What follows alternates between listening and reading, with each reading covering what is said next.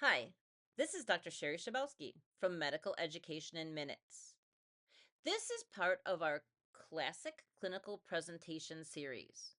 And today we're going to meet Mo Borax.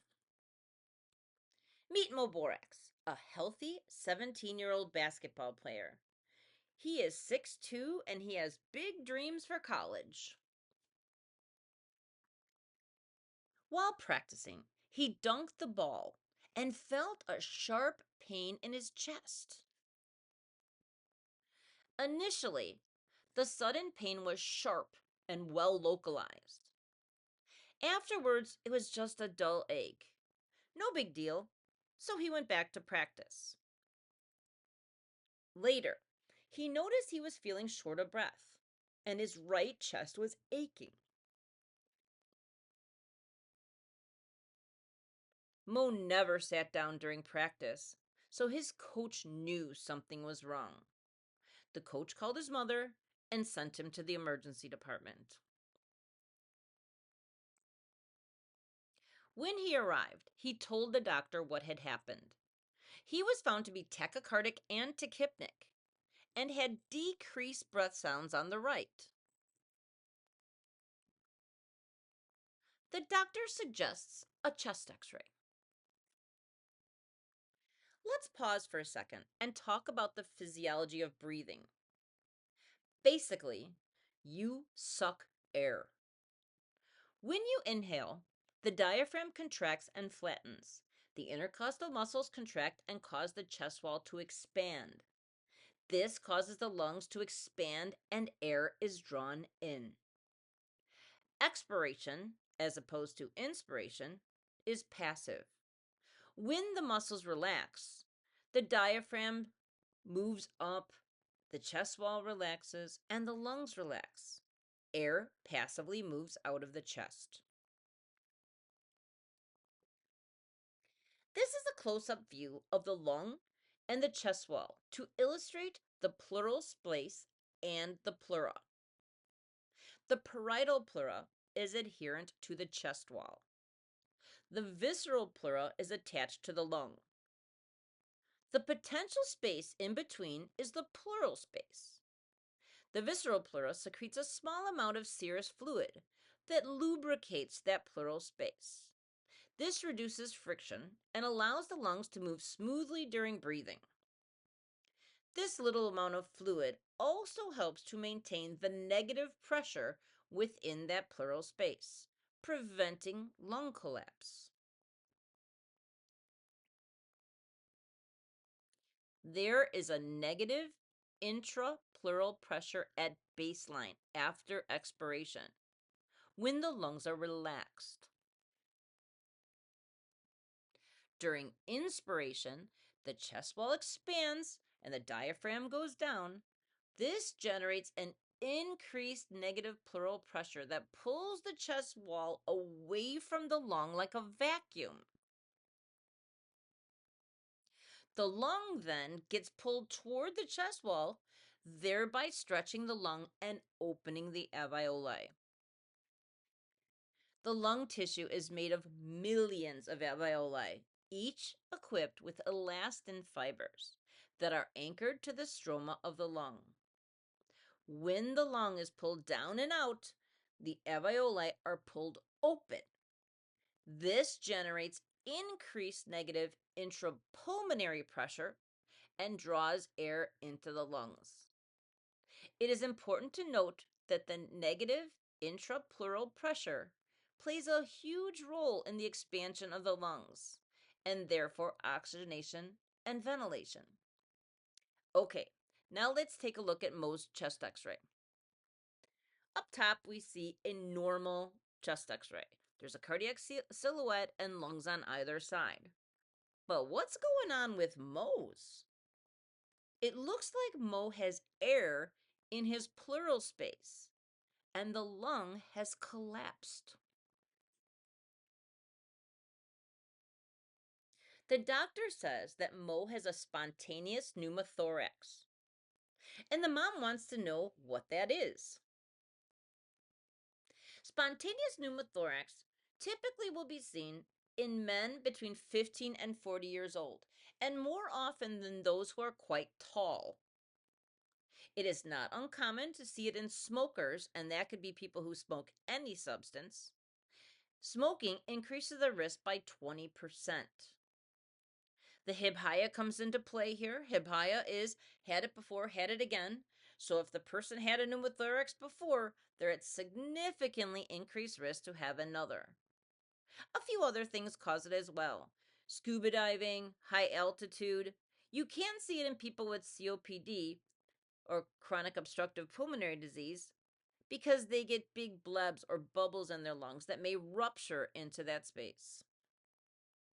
Our gentleman is a tall young man who is clearly at higher risk for this disorder. Basically, air that should be within the lung escapes into the pleural space. This escaped air causes increased positive pleural pressure around the lung. The lung is dependent on negative pleural pressure in this space in order to maintain expansion. This first pain that he had was probably when the air ruptured into the space. The pleura is very sensitive to pain.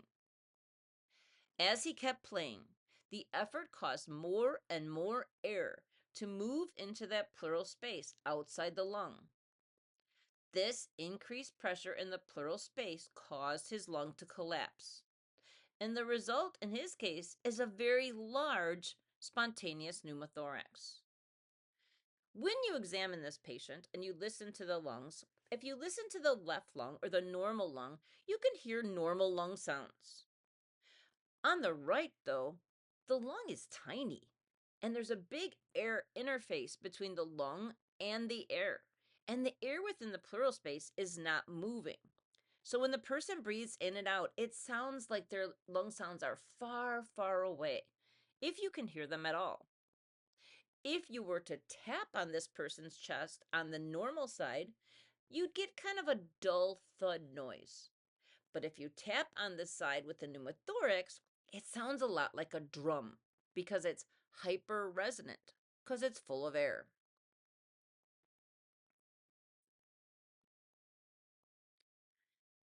The mom is very concerned. He is a healthy young man, and she wants to make sure he stays that way. She wants to know how it can be treated. Well, it's going to depend how big the pneumothorax is, and it also matters what causes it. When they are small, we can keep the patients for 4 hours of observation. Repeat the chest x-ray and make sure that it's getting reabsorbed or smaller. It's important that it's not enlarging before you're able to send them home. Small spontaneous pneumothoraces can resolve on their own. Once the pleural layers are reapproximated, intrapleural pressure lubrication reestablishes the negative intrapleural pressure that keeps the lung expanded.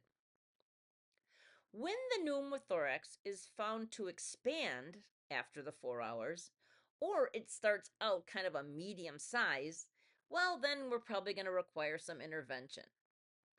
A small tube, sometimes called a CASP catheter, can be placed in the pleural space, and then the air can be aspirated. The catheter remains within the space attached to a stopcock that's closed. Then we do the same observation. We'll watch to make sure the patient has no more symptoms, and then we'll take another x-ray to see if the air has reaccumulated or if the lung stays up. If it's reaccumulated, the patient can be reattached to suction. If it stays up, we can wait a certain amount of time until we're confident that it won't collapse again, and then pull the small tube out. A very large pneumothorax or recurrent pneumothorax or a hemopneumothorax, which would have blood and air in that area, requires a chest tube. A chest tube is placed into the pleural space, and it has many holes in it that suction out the air and or blood. The tube goes in between the fourth and fifth rib. Because there is a neurovascular bundle at the base of each rib, care is taken to put it in over the rib so as not to disrupt the neurovascular bundle. If that neurovascular bundle is damaged, it could cause an uncontrolled hemothorax, which could actually be deadly. So it's very important that you go over the rib and don't disrupt the structures under the rib above. The tube attaches to a water seal, which keeps air from returning to the intrapleural space. It is then attached to suction, which draws all the air out of the intrapleural space and reapproximates the lung with the chest wall. This may need to stay in for a little while in order to make sure that the air does not reaccumulate. This illustrates the over the rib technique, protecting that neurovascular bundle. As you see here, the suction generates negative intrapleural pressure. This causes the lung to expand and again stick to the chest wall. Both visceral pleura and parietal pleura will be closely adherent to each other, and that should keep the lung up. There are several causes of pneumothorax. Spontaneous pneumothorax is what we're seeing here. Secondary pneumothoraxes come when you actually know that you have some form of lung disease, like the blebs of COPD. It can come from trauma, especially hemopneumothoraxes can come from trauma, and this can come from a strong contusion, a really increased intrapulmonary pressure, or it can come because of a broken rib that stabs into the lung. Or sadly, it can be iatrogenic. Iatrogenic basically means that the doctor did it or something about being the hospital caused the problem. In the case of a pneumothorax, the most common cause of an iatrogenic pneumothorax would be putting a central venous line in one of the large neck veins, which are very close to the apex of the lung. This is not entirely uncommon and typically causes a very small pneumothorax. Usually causes the type that can be watched for 4 hours and then they go away on their own, luckily.